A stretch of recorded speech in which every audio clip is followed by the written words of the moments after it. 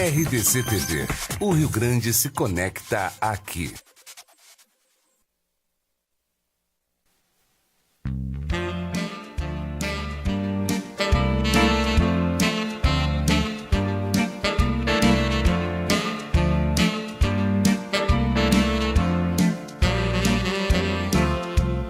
Olá, amigos e amigas do Atividade, está no ar mais uma edição do programa. Hoje é quinta-feira, dia 8 de novembro de 2018.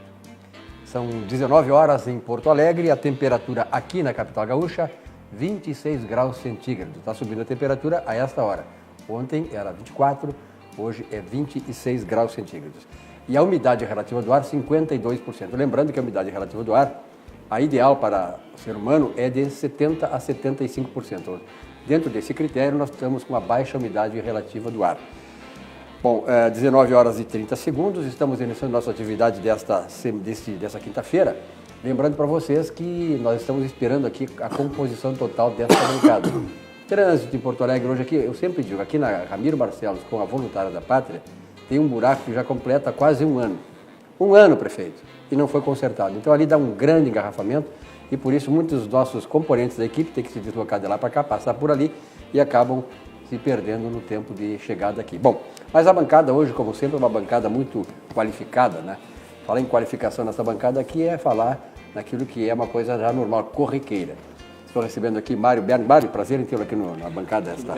Uma alegria grande, Silvio. Tá? Dr. Paulo Olímpio, muito prazer em tê-lo aqui novamente, né? Prazer é meu. O pessoal de cabelo branco está aqui, cabelo prateado, né? Sim. Estamos aqui firme na paçoca, como se diz. Bem aqui, atentos. Atentos, evidentemente. Bom, nós temos muitos assuntos aí, como a atividade sempre começa com o trato do esporte, nós vamos passar assim rapidamente, ouvir a opinião aqui do Mário e do Dr. Paulo Olímpio, e minha, naturalmente, sobre...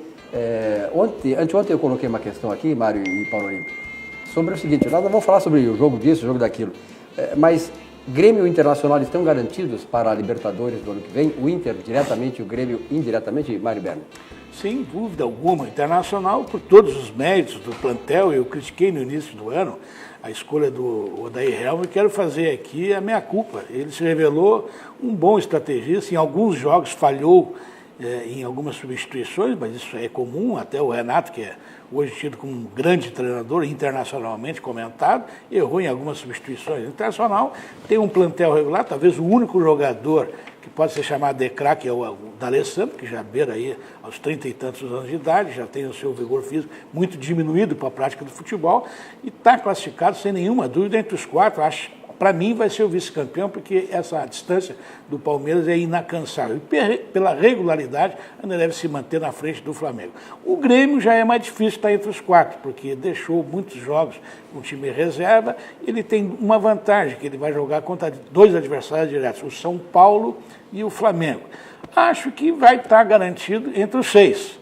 Agora, o 4 ele vai ter que ganhar do Flamengo e do São Paulo, que são dois adversários diretos. Se o time jogar bem, inclusive com as ausências já preconizadas do Kahneman, ou por lesão, ou servindo a seleção argentina, e mais o Luan, que ainda não apresenta boas condições, o Grêmio tem chance de entrar entre os quatro, mas precisa ganhar desses dois. E não pode esquecer que ele tem um jogo agora, fim de semana, contra o Vasco, aqui na Arena, e não pode também... Não, ganhar em casa é obrigatório agora. É obrigatório, tem que ganhar. É claro. Para depois chegar nesse estágio aí. Doutor Paulo Olímpio, a sua impressão? O Mário sintetizou bem, também este é o meu sentimento. O Internacional, com o plantel que tem, fez, a meu juízo, uma proeza neste campeonato, especialmente no segundo turno. E mais... Ele está invicto em casa, está invicto aqui no Beira-Rio. É um plantel bem limitado tecnicamente, muito limitado, mas o Odair transformou esse plantel numa equipe aguerrida, numa equipe de brio, de vergonha, e tem conseguido verdadeiras proezas. As peças de reposição têm sido muito destoantes, muito fracas, né? E isso é uma desvantagem. Razão pela qual o Internacional, embora esteja quase chegando na Libertadores, não pode descurar. Tem que manter o foco, o objetivo para que continue. Se ganhar em casa, me parece que, mantendo a tradição, já se encaminha. Mas é bom, sim, por segurança, buscar algum pontinho fora. O Grêmio, que teve uma temporada cheia de perspectivas, acabou nessa contingência de lutar por uma vaga na Libertadores, né? E essa vaga está, a meu juízo, em sua capacidade.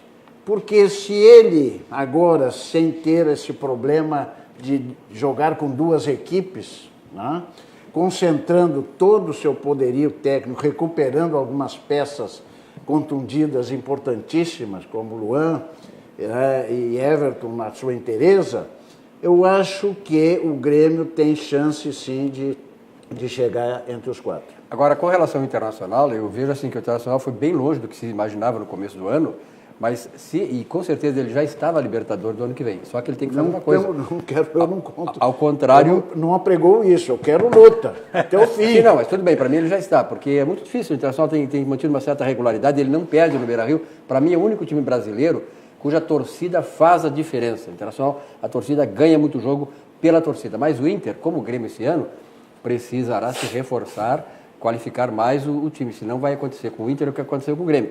Não tinha 2 times para manter 3 campeonatos. O Internacional no ano que vem vai ter Libertadores, Campeonato Gaúcho, Campeonato Brasileiro e Copa do Brasil.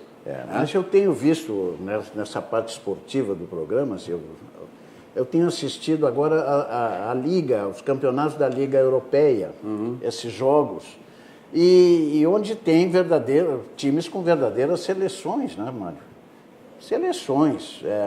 A qualidade do nosso futebol, nessa comparação, cai muito. Nós estamos vivenciando um nível técnico muito baixo.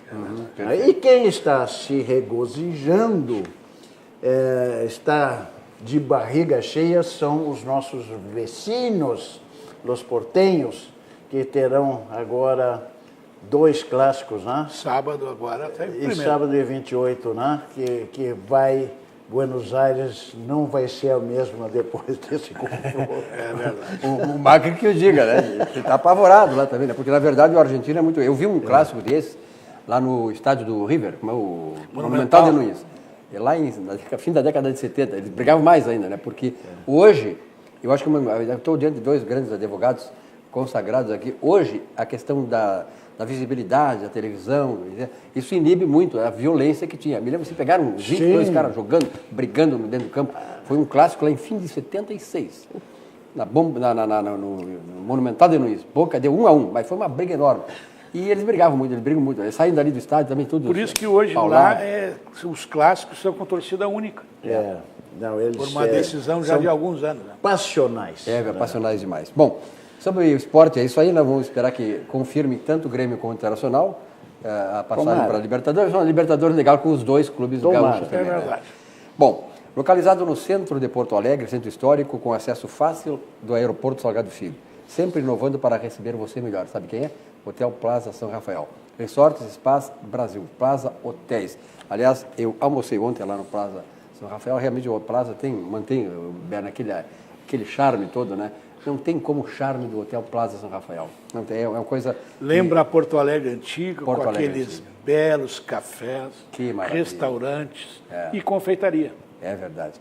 Bom, a Auxiliadora Predial, o slogan que é simplificar a sua vida, é o nosso melhor objetivo. Esse é o slogan da Auxiliadora Predial. O fone é 3216-6100. Quando você vai dar o seu condomínio para ser administrado, tem que ser para uma empresa idônea, uma empresa com qualificação, com gente que tenha o discernimento, que tenha a sensibilidade de apresentar o melhor para você. Então, Auxiliadora Predial. O Centro de Integração Empresa-Escola do Rio Grande do Sul, o mundo de oportunidades para mudar a sua vida e a sua história, e a da sua família.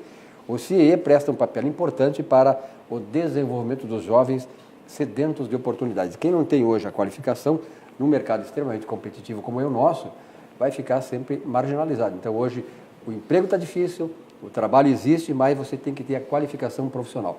Vamos acompanhar esta mensagem aí do CIE, do nosso estado do Rio Grande do Sul, que presta tão maravilhosos serviços para a juventude gaúcha.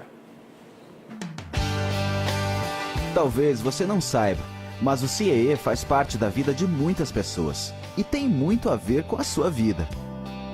O Centro de Integração Empresa-Escola do Rio Grande do Sul faz mais que encaminhar jovens para oportunidades de estágio e aprendizagem. Há mais de 4 décadas, abre caminhos, orienta e possibilita que as pessoas possam construir uma nova história de vida. O CIEE-RS faz a mediação de milhares de jovens para o acesso ao mundo do trabalho e também oferece outros serviços e programas de integração que contribuem para o desenvolvimento humano e social. Temos sempre vagas abertas para histórias com final feliz. Conheça e participe dos nossos programas e serviços.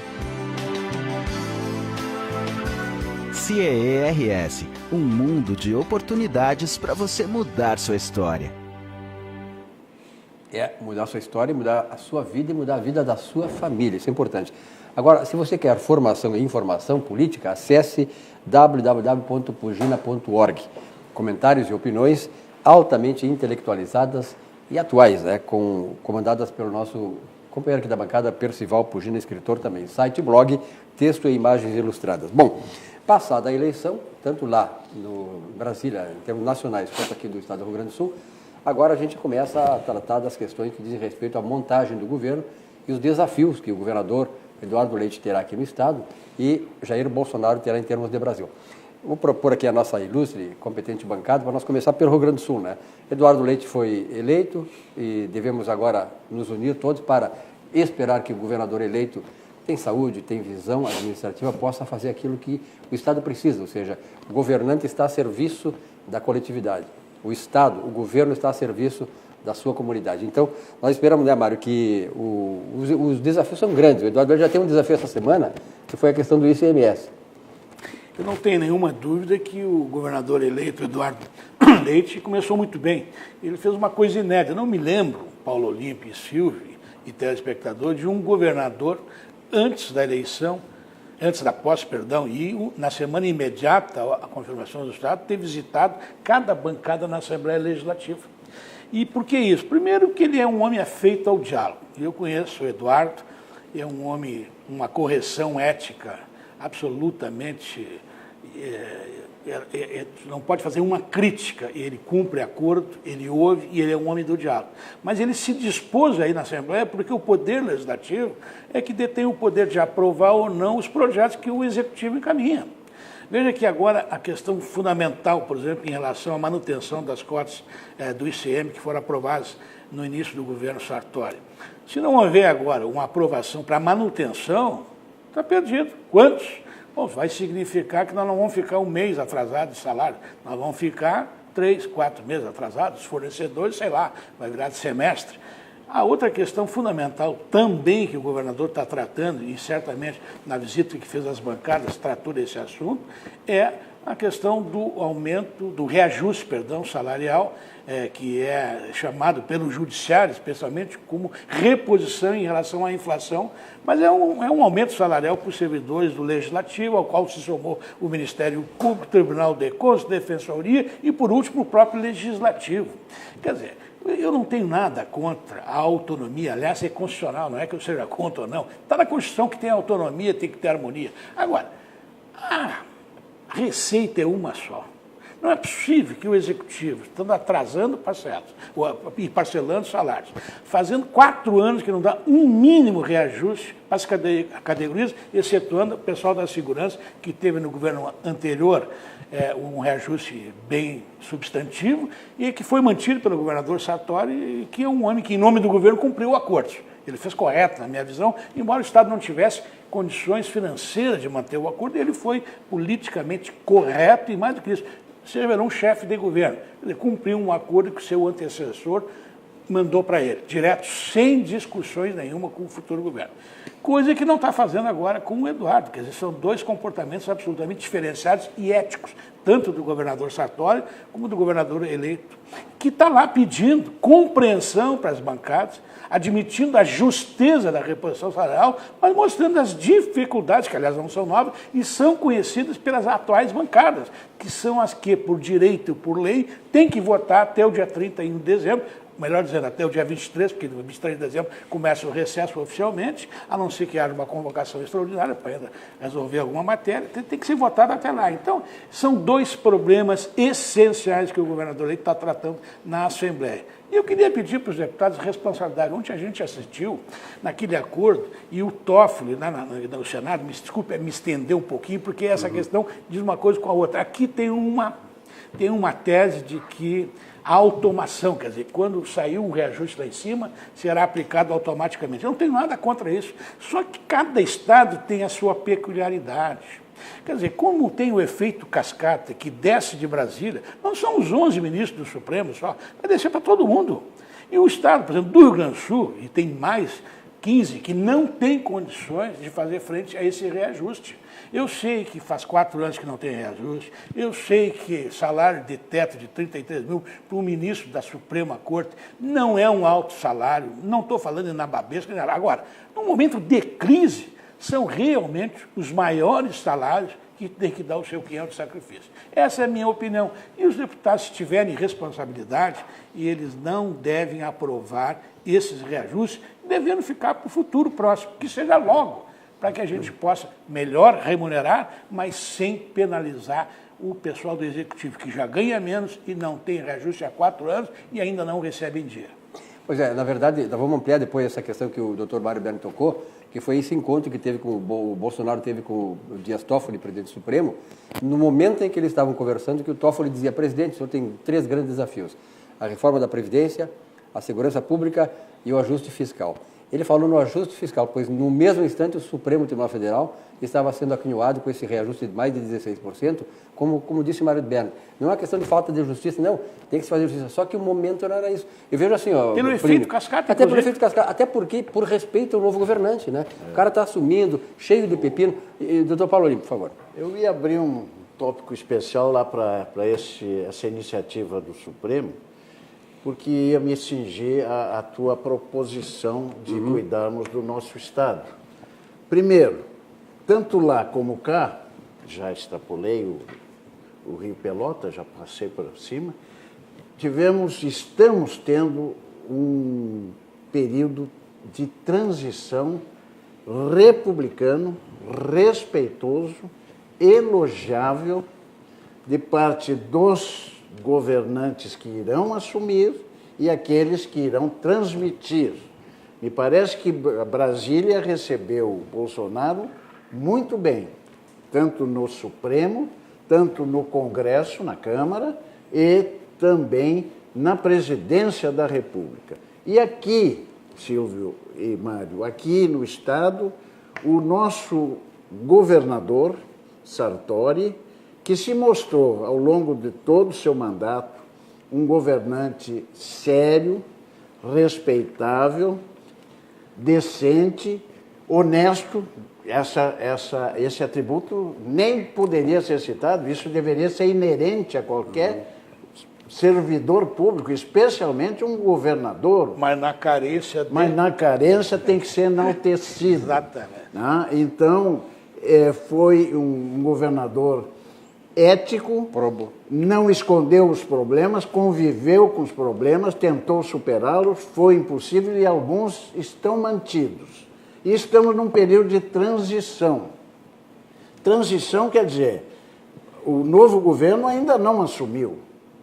Há uma expectativa de assumir agora o poder e não pode, evidente que nesse período as bandeiras brancas devem ser içadas. Não há em democracias sérias, não há como exercitar oposição num período desses. Nem está constituída a equipe de governo, estamos num período de transição.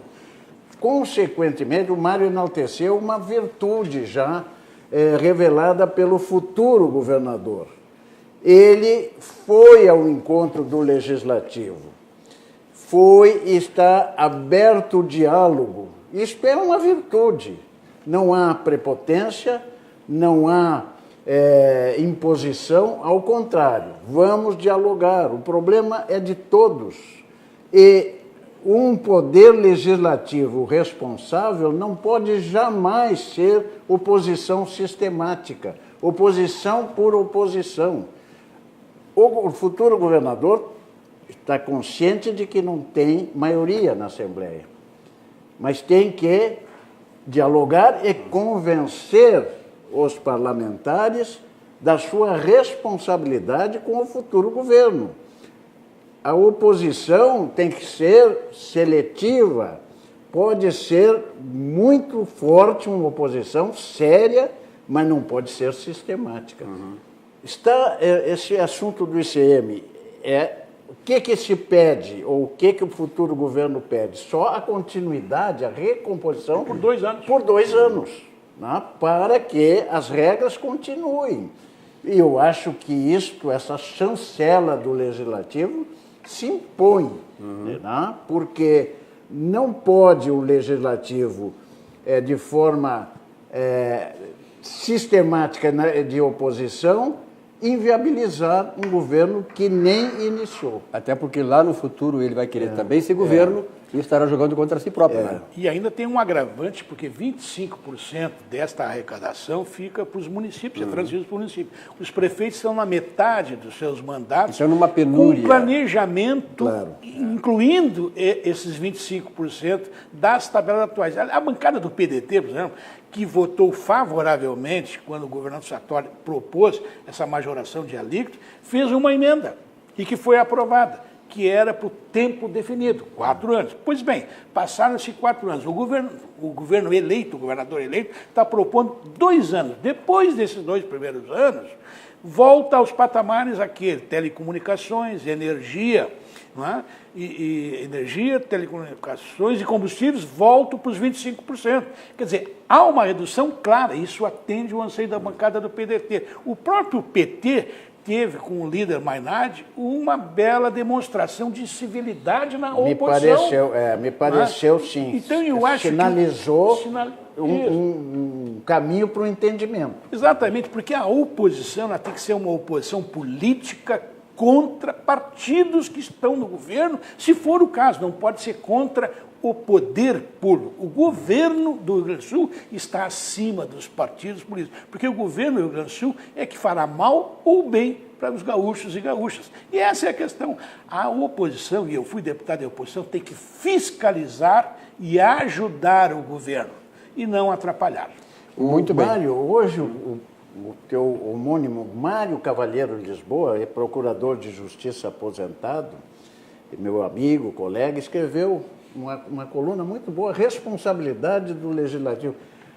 Todo débito político, quando não é aprovado um projeto que é bom para a sociedade, o débito é para o chefe do executivo. O débito tem que ser para ambos, e mais para o legislativo que não aprovam um projeto. Quando o projeto é bom. Quando o projeto é bom. Claro. Bom, nós vamos fazer uns reclames aqui, mas eu quero depois continuar com nossos debatedores aqui da bancada, falar também sobre a questão seguinte, que eu acho como economista, Mário e doutor Paulo Olímpio, a questão não é só a questão da receita, tratar a receita, aumenta, não diminui. A questão da despesa do Estado. Quer dizer, eu acho que nós temos que tocar nesse problema todo, que enquanto o Estado não reduzir também a despesa, esse é o grande desafio, que há 2 maneiras de você equilibrar um orçamento.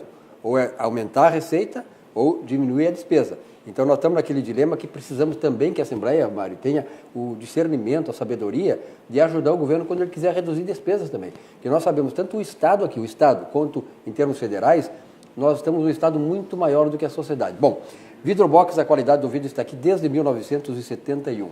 Vidros temperados e laminados, vidros duplos, termoacústicos, vidros refletivos, tudo que é espécie de vidro para você e para a sua obra. Vidrobox, Vidros Gerais Limitada. Telefone 3302-4343.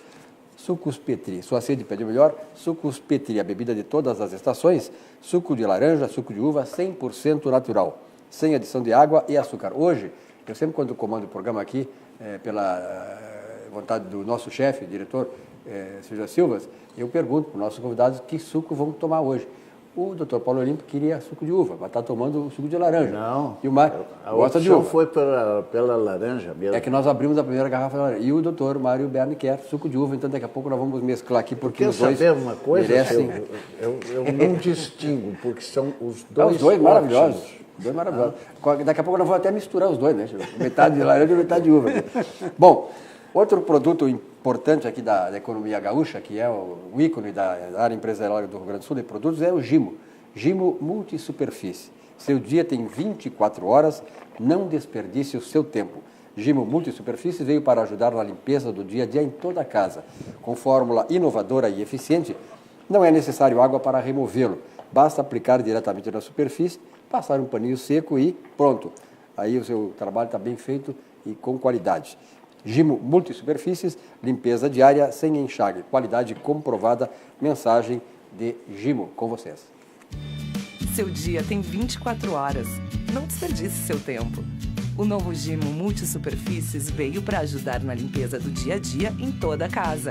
Com fórmula inovadora e eficiente, não é necessário água para removê-lo. Basta aplicar diretamente na superfície, passar um pano seco e pronto. Em segundos, tudo volta a brilhar. Gimo Multisuperfícies, limpeza diária sem enxágue. Qualidade comprovada. Muito bem, esse é o Gimo. O suco de laranja já está terminando. Daqui a pouco vamos abrir aqui o suco de uva, né? Petri, a qualidade de sucos de uva Petri. Doutor Mário Berni, doutor Paulo Olímpio, essa questão da despesa, eu já vi várias tentativas, desde governos do Estado, de tentarem reduzir um pouco o tamanho do Estado, quer dizer, privatizar, fazer parcerias público-privadas, mas sempre há muita resistência. E aí? Bom, Mário, vamos agora para o plano federal.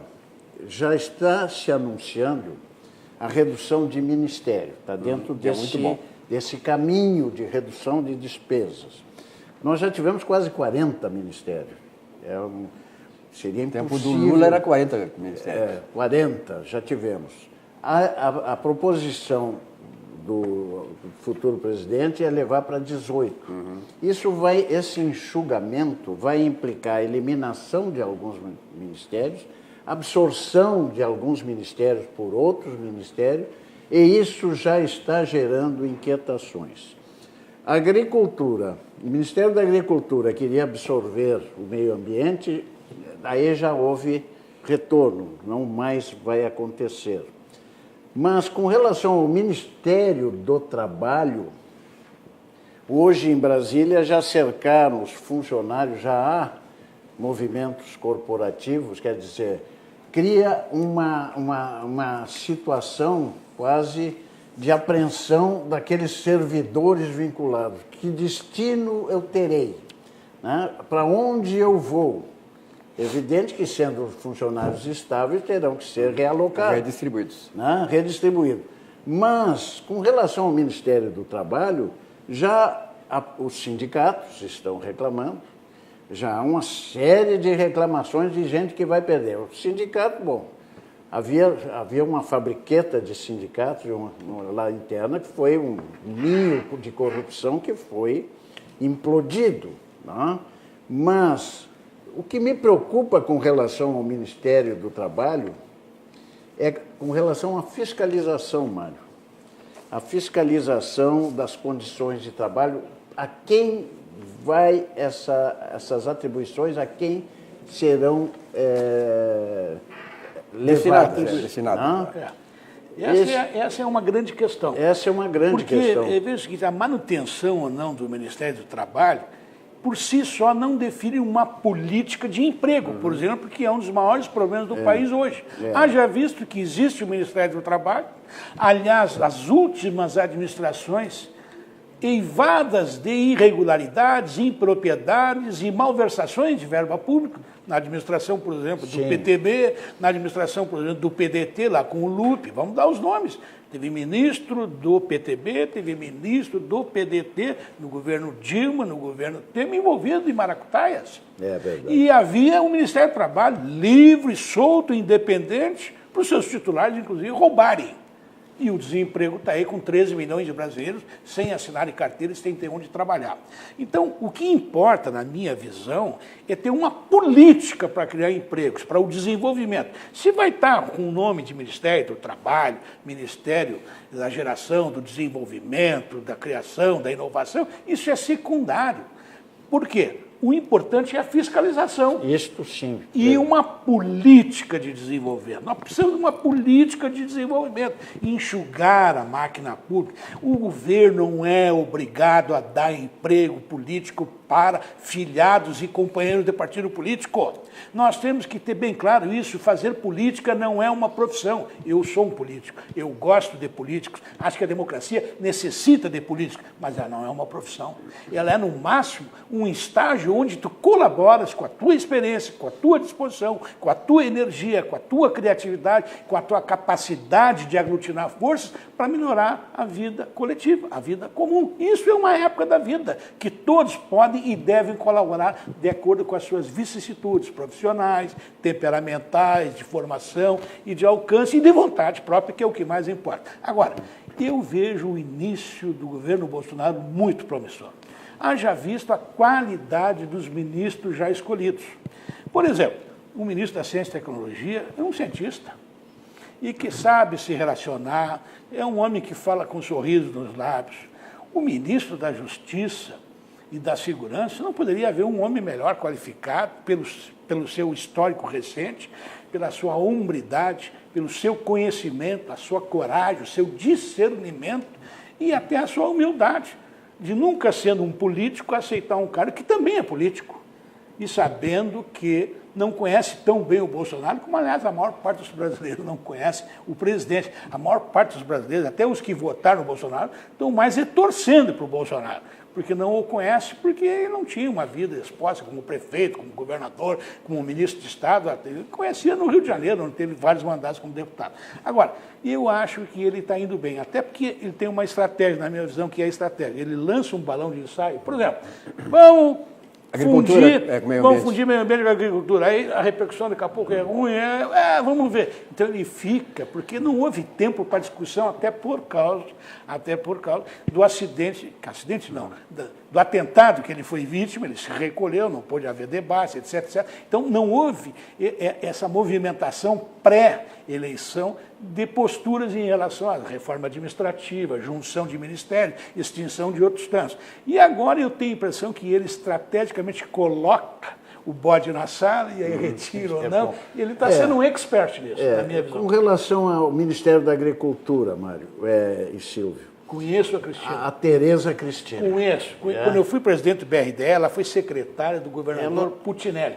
E ela era secretária Mato Grosso do Sul, Mato Grosso do Sul. Lá em Campo Grande, conheci ela em várias reuniões do CODESUL. Ela é uma pessoa da área, é uma mulher combativa, inteligente e aglutinadora. Ela é uma aglutinadora. Eu fui ver a biografia para Tereza Cristina, eu conhecia a sambista, que é, por sinal, excelente, né? Isso mesmo. Mas Tereza Cristina é deputada, não milito no Congresso tal, mas tem currículo. Tem. É técnica acreditada. Plantadora de soja. E tem atividade de agricultura. Mas o que me revelou? As eleições revelaram a fraqueza dos partidos. Inquestionavelmente, os partidos carecemos da reforma política o mais urgente possível. Os partidos só sobraram. Perfeito. Não é isso? Pois bem, a Tereza Cristina, como emergiu a ministra da Agricultura? Numa bancada temática. Era ruralista. Uma bancada temática. Quer dizer, a fraqueza dos partidos vai levar o novo governo, e já até alicerçado na bancada dos ruralistas, na bancada da bala, que são os policiais militares, Os evangélicos. e os evangélicos. Só aí, Silvio, temos quase 300 votos. Né? Então, essa sinalização para o atendimento das bancadas temáticas vai, evidentemente, sedimentar essa maioria. Para emendas constitucionais, não. Mas um encaminhamento de projetos e tudo Com já certeza. terá. E quando a emenda constitucional for boa, outros segmentos, Outros inclusive segmentos partidários, se PSDB, terá, PMDB, que não poderão se sistematicamente somar. poderão se Eu somar. não tenho dúvida disso. Agora, o que mais me chama a atenção nessa questão toda aí do Bolsonaro, por exemplo, não, deixando a questão aqui do local do Rio Grande do Sul, é que aí quando eu vejo esses atos, essas ações dele e a reação que tem provocado, na mídia, inclusive, principalmente, na grande mídia, e nos sindicatos, enfim, nos segmentos da sociedade, de modo geral, eu me lembro de uma frase que disse o pai da administração, Peter Drucker. Num dos seus livros ele diz assim, que administrar bem é contrariar poderosos interesses. Né? Então, quando você está administrando e ninguém está reclamando, é porque a coisa não tá boa.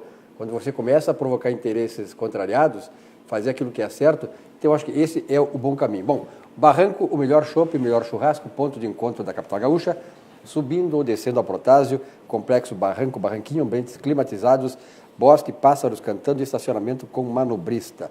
Nós estamos aqui na RDC, o Rio Grande se conecta aqui a nossa atividade, abraço aí o pessoal de Uruguaiana, Santana do Livramento, Santa Maria, Novo Hamburgo, aqui que nos assistem muito, né? Tem recebido muito a manifestação dos nossos telespectadores, amigos, conterrâneos, né?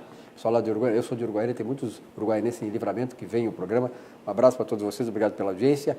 Cindy Lojas Porto Alegre faz um varejo mais forte. Cindy Lojas Porto Alegre, quem tem loja tem a gente. Cindy Lojas, como eu sempre digo, é uma entidade que presta muito serviço de qualidade para os seus clientes. Então, se você ainda não é associado ao Cindy Lojas, vá lá, você vai ver as vantagens que tem ser associado por esta entidade, né? E desfrutar dos benefícios que ela oferece. Bom, com 30 anos, aliás, mais um pouco, 33 anos de liderança no varejo, a Pet Jacobazzi é pioneira no conceito de shoppings para animais aqui no Brasil, com 70 lojas espalhadas por todo o país. E agora aqui 4 lojas em Porto Alegre. Seu formato inovador oferece uma experiência única de compra e aproximação ainda mais entre as pessoas e os seus animaizinhos de estimação. Muitas pessoas vão lá, levam seus animais e conhecem pessoas com outros animais, seus animais, e acabam fazendo relacionamentos. E também é uma excelente opção de lazer para toda a família. As crianças hoje estão pedindo, né, para os seus pais levarem o seu pet, e claro, com elas no shopping para conhecer lá as maravilhas que a Cobasi está oferecendo. Viva essa experiência. Cobasi, o shopping do seu animal. Bom, que mais, Mário? Eu acho que ainda resta muita coisa, né? No teu mote da redução de despesas, nós estamos vivenciando uma oportunidade rara de um governo ter ascendido ao poder sem comprometimentos maiores, com muito mais independência, sem vinculações comprometedoras, quer dizer, tu chega lá, mas já com compromisso de já dividir o butim ou o poder, não é isso? Então, isto é uma oportunidade rara, e rara num sentido que eu acho que eu reputo da maior importância. 20 mil cargos da União foram providos em comissão. Quer dizer, o Serviço Público Federal tem carreiras com concurso público, gente altamente capacitada, que estão distribuídos nos vários setores da administração pública federal. Pois bem, chega um governo novo e para a chefia de setores chaves do serviço público coloca um apaniguado, um homem de confiança, uma mulher de confiança, que traz porque tem vinculações político-partidárias. Isso é nefasto. Primeiro, porque quem chega não tem a competência e conhecimento técnico, e quem é preterido, que deveria estar, se desestimula. O servidor público de carreira, que tem que ser valorizado, se desestimula. Então, vamos ver o que vão acontecer com esses 20 mil cargos. Porque se forem aproveitados esses cargos por servidores de carreira, e acho que deveriam ser, a maioria pelo menos, isto será uma economia fantástica, Silvio. O que acontece nessas mudanças de governo? Aqueles que eram cargo de confiança, se houver continuismo, eles tendem a permanecer. Não havendo continuismo, é um esforço, e a gente sabe, né, Mário, que todo mundo se agarra naquela coisa e não quer soltar. Vem o adesismo. Vem o adesismo. Então, essa oportunidade que agora está essa é uma oportunidade única. Tem toda a razão. Não é isso? Eu penso mais do que isso, que o Bolsonaro ele tem uma independência acima dos partidos agora. Aliás, o eleitor brasileiro deu um recado, senhor, e Paulo e telespectadores, muito nítido. A mesmice na política, não. Os privilégios, não. Por isso tem muita gente nova. Ninguém esperava, até pela mini-reforma, que foi, na realidade, um acordo entre os caciques partidários para que eles pudessem administrar a verba do fundo partidário e poder alocar esses recursos para adeptos das suas teorias, das suas teses, isto é, partidos de aluguel, partidos com dono, partido com bancada aqui, bancada ali, etc, etc. Quer dizer, essa reforma agora política o Bolsonaro pode proporcionar, fazendo a prática de trazer o legislativo para as coisas boas. Por exemplo, a reforma da Previdência. Hoje é uma unanimidade, agora precisamos debater. Qual é a reforma da Previdência? É evidente que os sindicatos, as corporações, elas, sem entenderem, sem se responsabilizarem pelo futuro, inclusive dos proventos de aposentadoria, elas são, ad início, contrárias a qualquer mexida nas reformas que precisam ser feitas. Agora, essa é uma questão urgente para o Brasil, em relação ao mercado interno, em relação ao mercado externo, em relação à viabilidade dos serviços públicos com qualidade para as futuras gerações e, inclusive, os proventos dos futuros aposentados nesse país. Claro. Então, isto urge.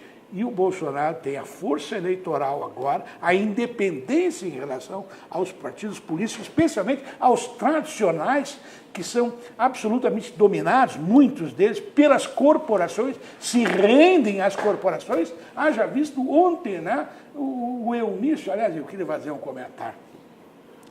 Os 3 senadores, e me perdoe meu amigo Lazier Martins, a minha senadora Ana Amélia Lemos, e o não tão amigo senador Paim, os 3, por razões diversas, não votaram. Se omitiram.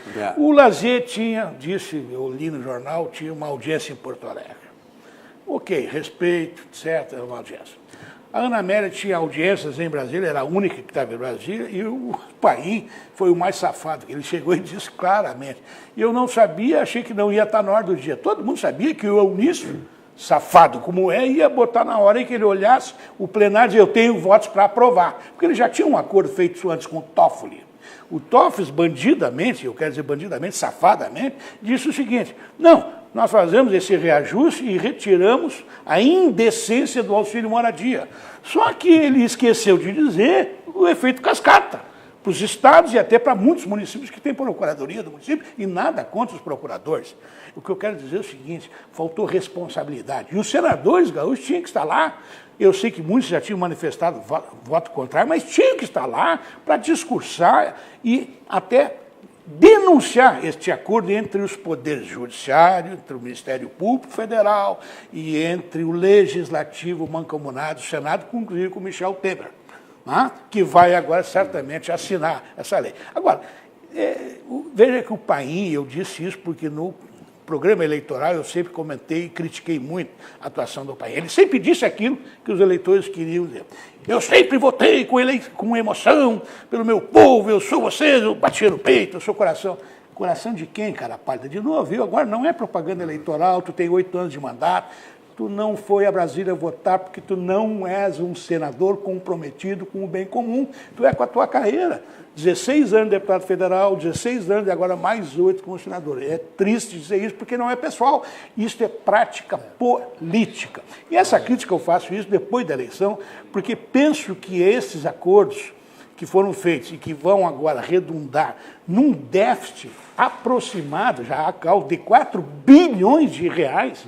Imagina, 4 bilhões de reais, isso é muito maior do que o orçamento de vários ministérios, excetuando da segurança, excetuando o da educação e o da saúde, quase todos, inclusive o da cultura, que todo mundo reclama que não há verba.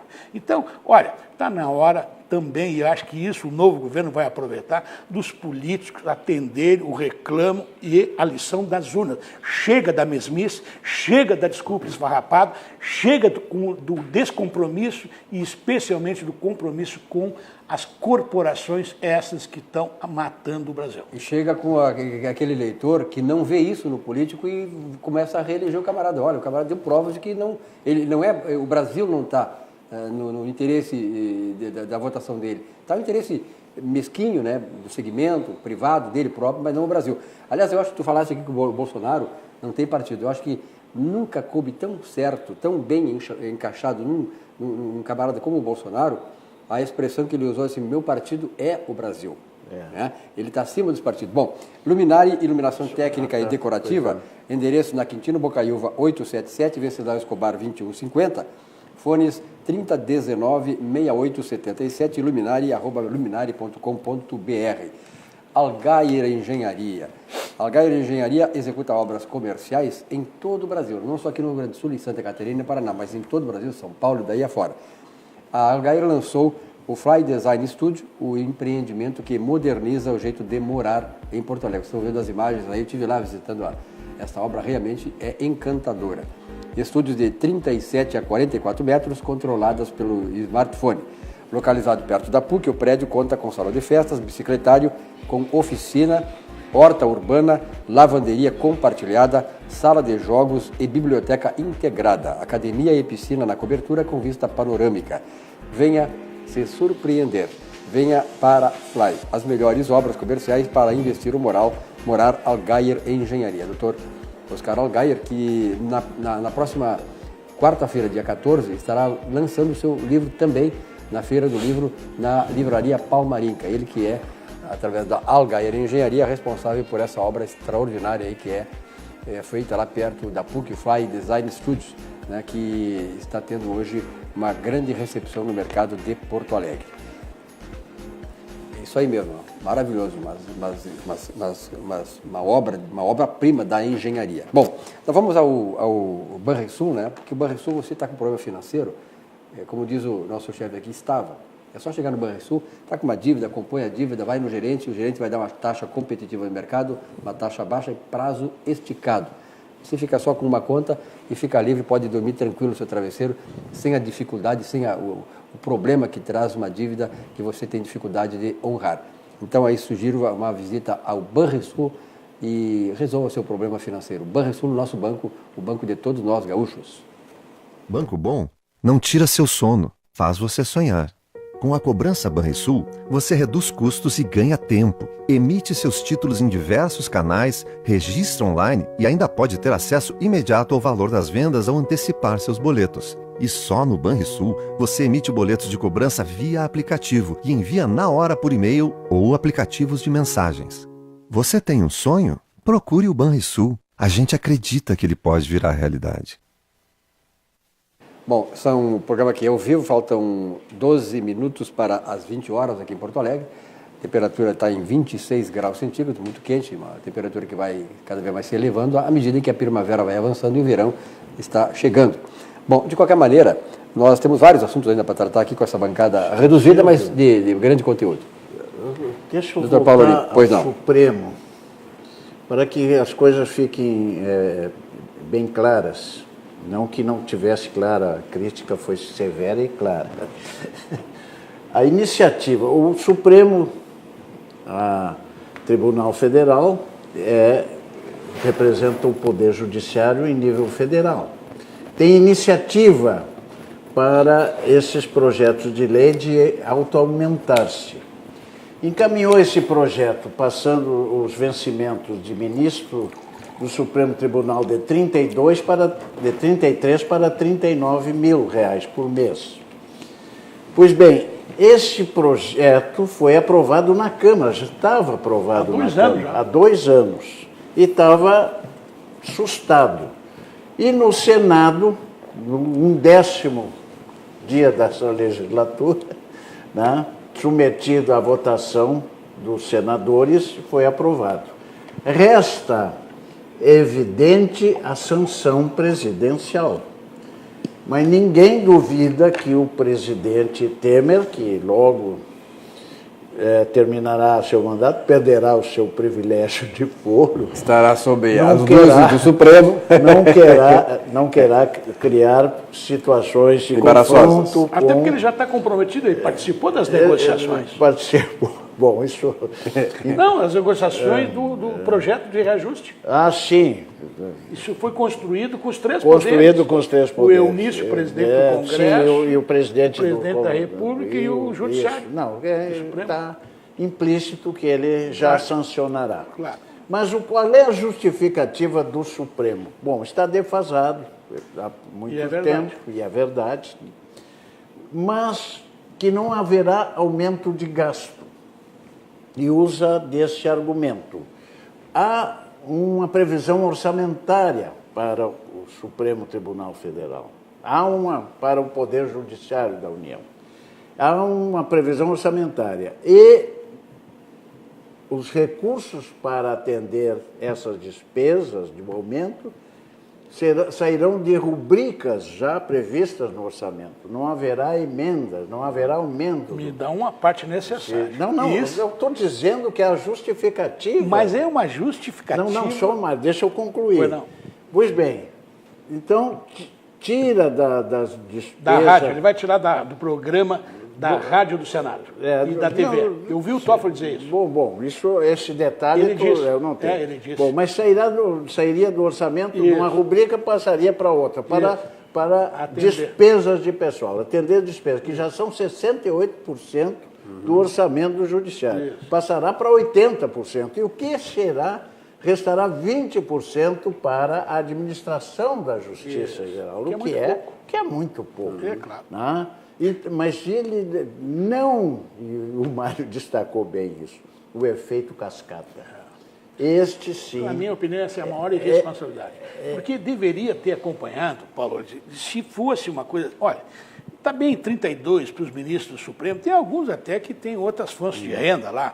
Mas assim, eu vou dar um exemplo que eu aprecio muito, o Celso de Mello. A gente vê que ele é preparado, que ele é estudioso, que ele é bom caráter. Ele pode incorrer em erros, porque é humano. Agora, ele vive para o Supremo. Ele tem uma vida... monástica a vida dele. Exatamente, eu ia falar exatamente o que ele tem uma vida monástica. Pois bem, e esse homem com 30 e poucos mil, aí tu tira a Previdência, imposto de renda, só 20 e poucos mil. Né?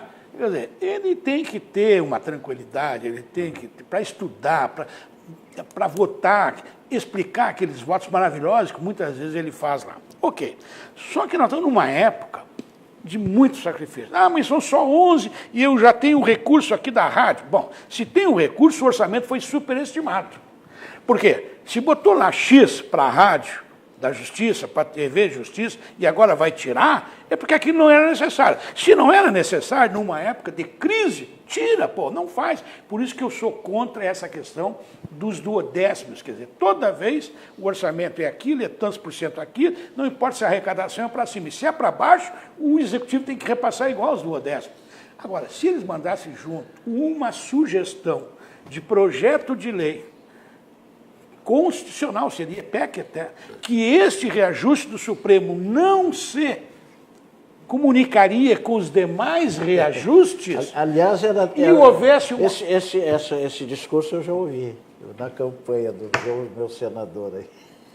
Aí era plataforma. Plataforma se eleitoral. esse senador tivesse lá, no Senado, eu diria isso. Eu não tenho nenhuma dúvida, eu entraria com essa medida. É isso aí. Entende? E ia querer o debate, inclusive, com o Paim, para dizer como é que Vossa Excelência vai votar agora.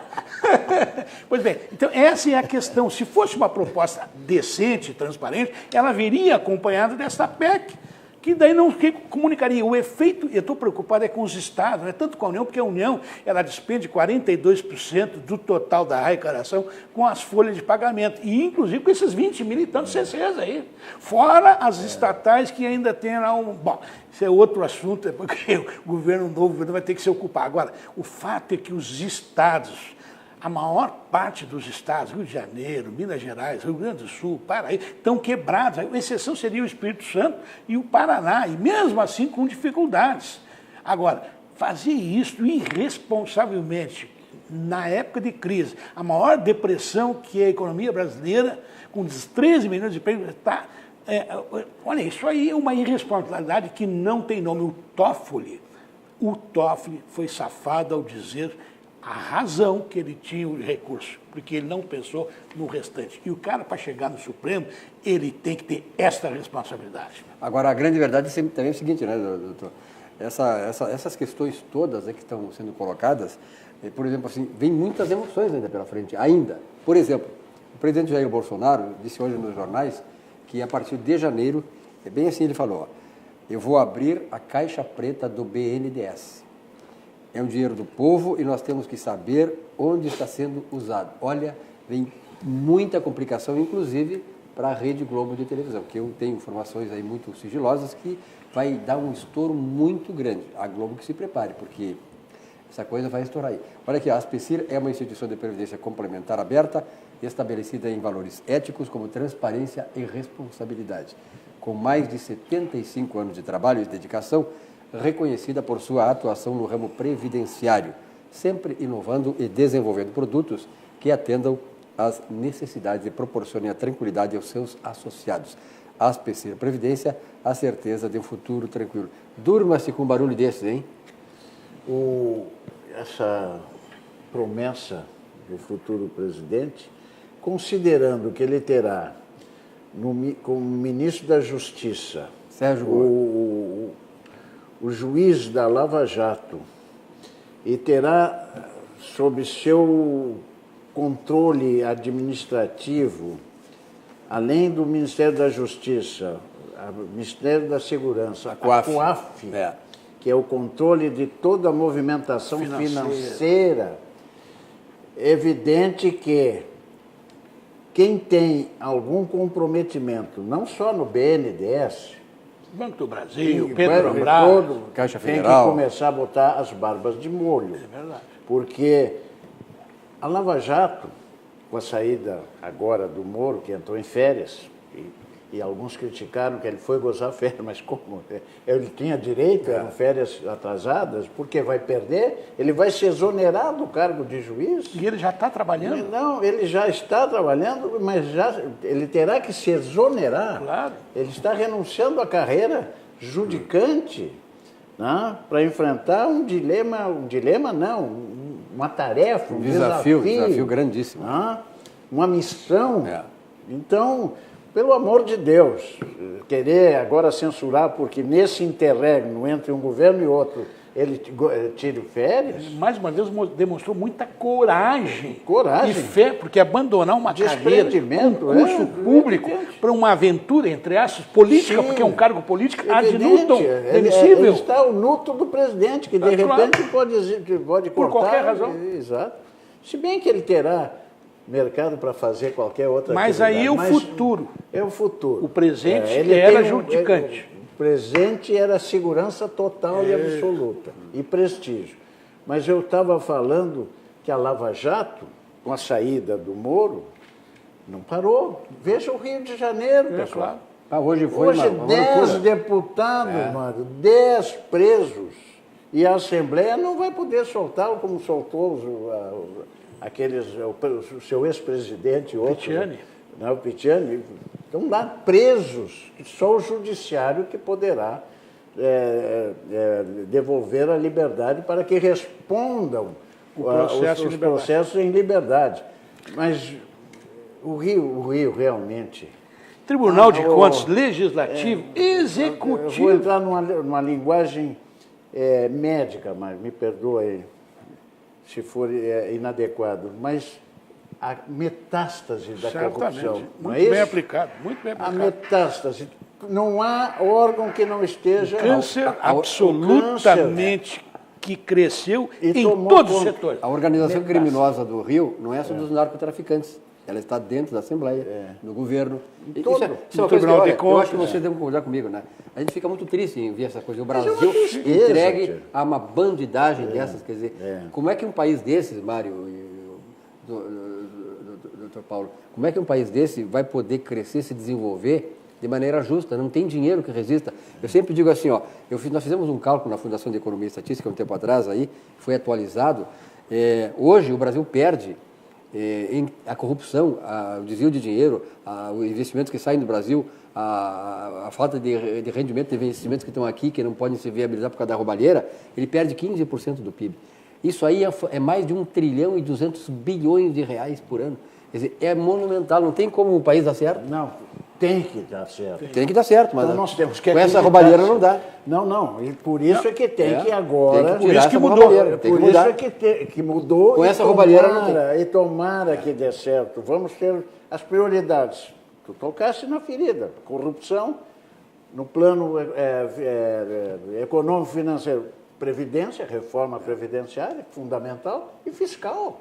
E política. E política, né? Essa sim. Agora, veja o seguinte, os amigos do Lula no Rio de Janeiro eram Eduardo Paes, o Sérgio Cabral, os senadores, a Benedita, o Lindbergh Farias, foram todos derrotados.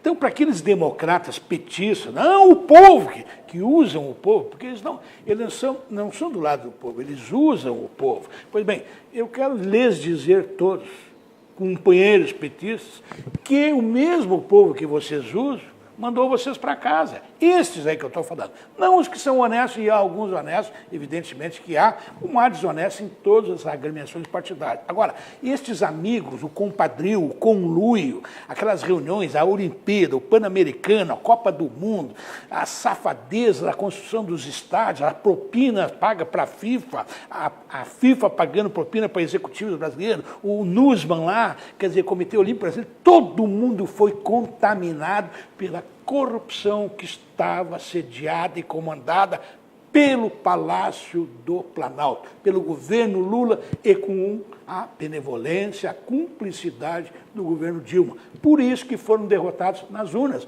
Ouçam a voz do povo. E para esses que, não sendo petistas, roubaram, a Lava Jato vai continuar mais forte do que nunca, porque a Polícia Federal vai continuar trabalhando, o Ministério Público Federal vai continuar trabalhando e a justiça vai ser feita em cima de processos com competência desenvolvidos e que vão chegar à justiça condenatória. Muito bem. Bom, depois do programa daqui eu vou sair, vou dar uma chegadinha lá no Zafari da Fernando Machado, porque lá eu vou pegar o meu vinho, porque hoje é dia quinta-feira, dia de tomar um vinhozinho e tal, relaxar um pouco e tal, né? É quinta o dia? É, quinta, na minha história é quinta-feira.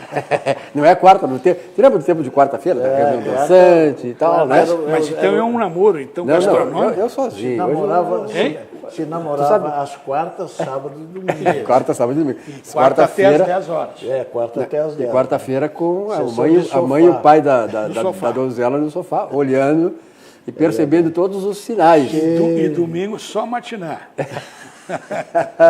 Bom, Zafari, né? Zafari que é um ícone aí desse mercado do Rio Grande do Sul, e eu sempre digo, quando eu estive em São Paulo, agora há pouco tempo atrás, o Zafari é um grande centro, né, de atração dos gaúchos que vão lá. Gaúchos, paulistas, adoram o Zafari. Então vamos às mensagens do Zafari, supermercado Zafari, supermercado de qualidade do Rio Grande do Sul.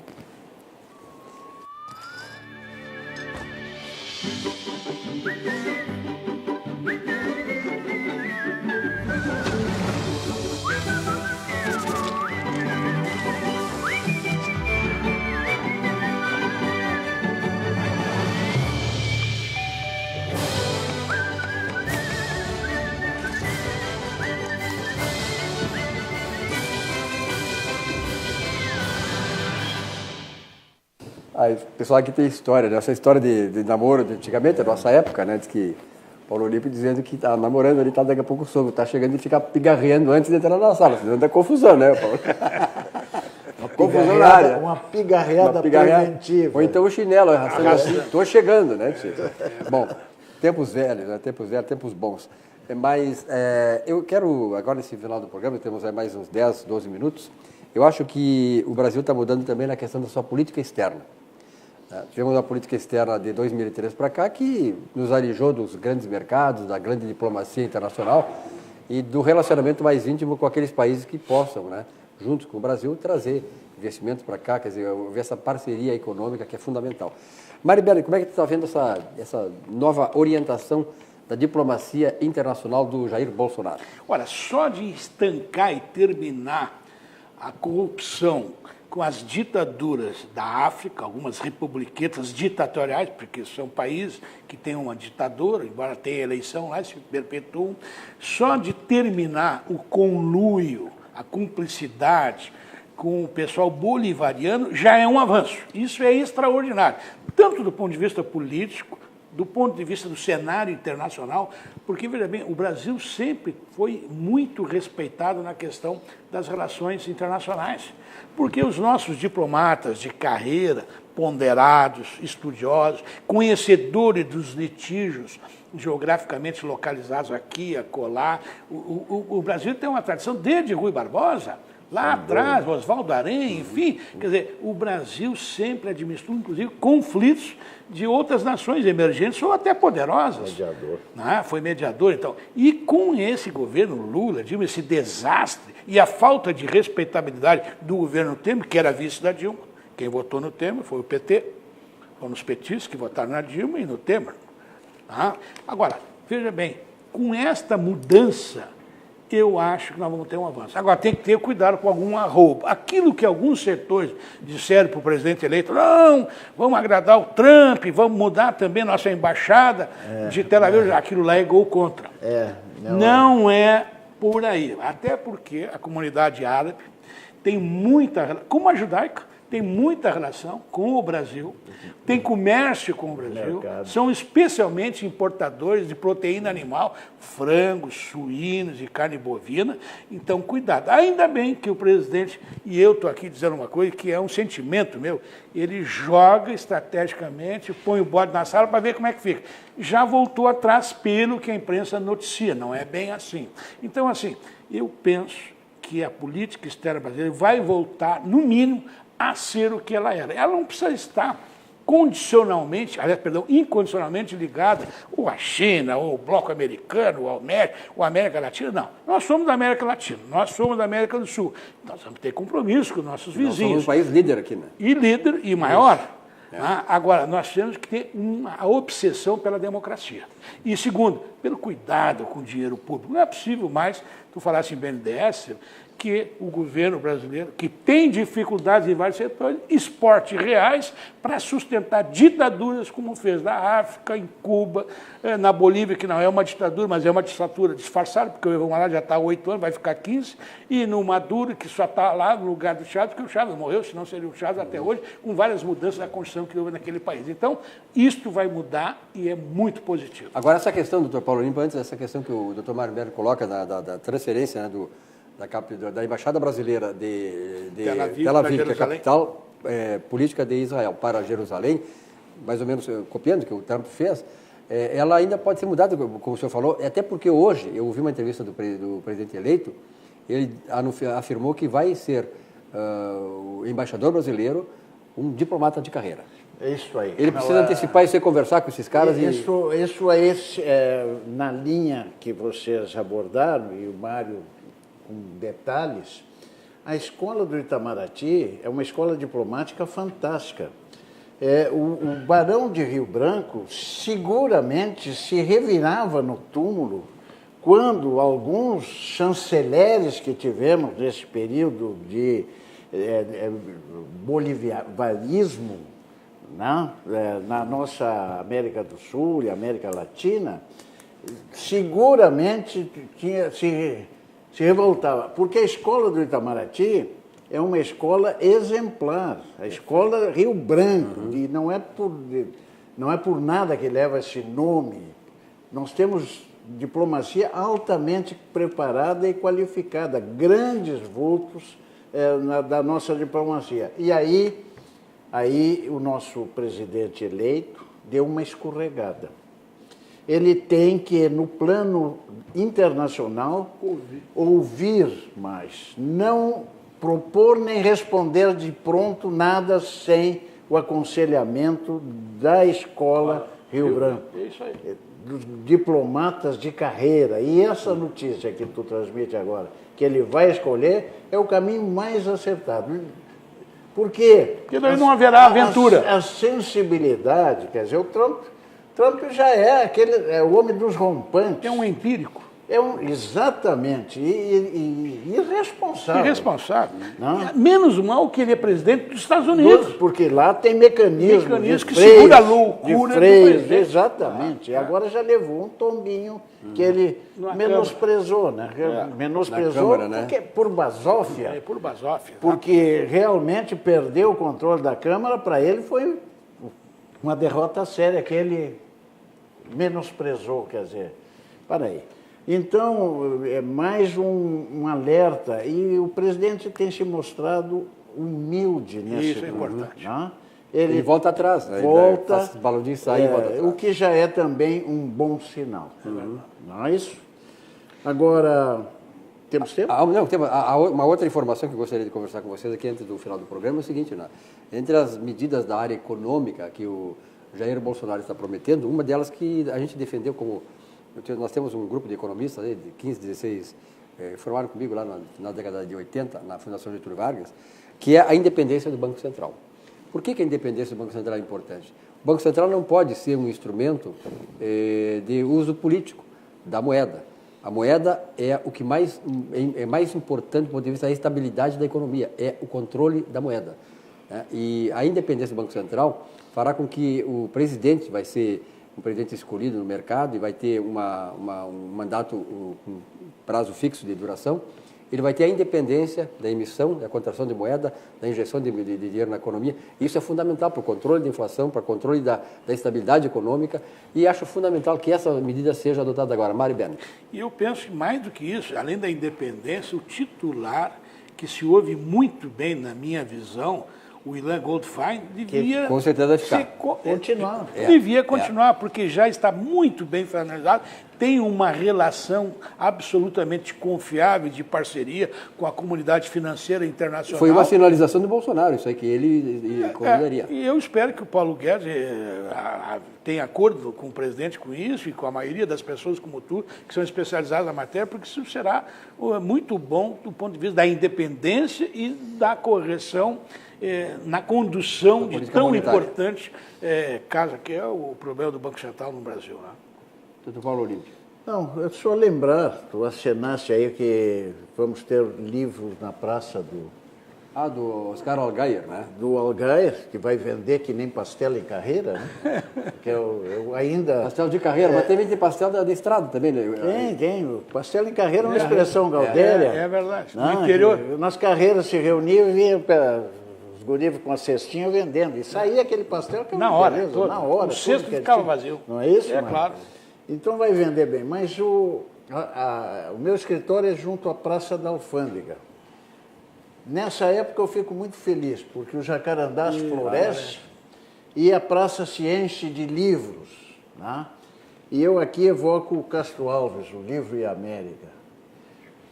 Leiam, pessoal, vão à praça, compre livros a mancheias, que o livro caindo na alma é o germe que faz a palma, é a chuva que faz o mar. Olha a poesia. O livro, esse audaz guerreiro que conquista o mundo inteiro sem nunca ter Waterloo. Que beleza, é isso aí.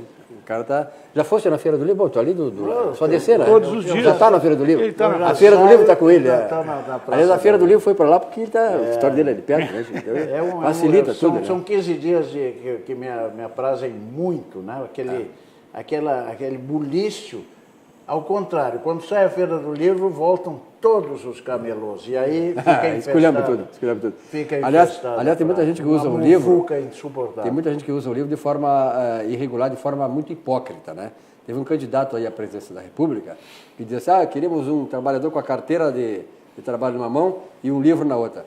Eles deixaram 13 milhões de desempregados no Brasil e ainda falam em mercado de trabalho, em trabalho para o trabalhador. Né? E livro, eles querem o livro da doutrinação. Aliás, hoje, eu não sei se vocês receberam, nós estamos no final do programa, mas eu recebi nas redes sociais uma manifestação, estudantes contrários à esquerda foram na Universidade Federal do Rio Grande do Sul aí, colocar propaganda partidária, não do PT, e foram alijados de lá, foram violentamente expulsos. Quer dizer, essa liberdade de imprensa, a liberdade, a democracia que o PT acha que tem que defender. A democracia é só de um lado. Então, e os caras saíram com foice para contra ele. É por isso que eu digo assim, a intervenção militar na universidade, ninguém é a favor. Agora, tem coisas que na Universidade Federal do Rio Grande do Sul, sobretudo, que nós conhecemos, tem que ser denunciada e tem que ter uma providência. É isso aí. E eu queria fazer um registro final, homenageando o governo Sartori, que termina em 31 de dezembro, primeiro tem uma posse, ao escolher o Kleber Benvenu como o coordenador da transição pelo governo. E ao Eduardo Leite, porque ele foi, além de ter sido secretário da Comunicação, Casa Civil, nosso colega aqui de bancada, um talento extraordinário para a política. Muito bom lembrar. E o Redec, deputado Redec, pelo Eduardo Leite, que também está articulando pelo lado do governo recém-eleito a fase de transição. São dois nomes jeitosos, capacitados, com experiência e visão, além de fazer um trato entre cavalheiros, que é o que a política precisa. Paulo Olímpio, Mário Berno, obrigado pela presença de vocês, muito obrigado, telespectadores, pela audiência, uma boa noite. A atividade volta amanhã, às 19 horas, aqui na RDC. Até lá.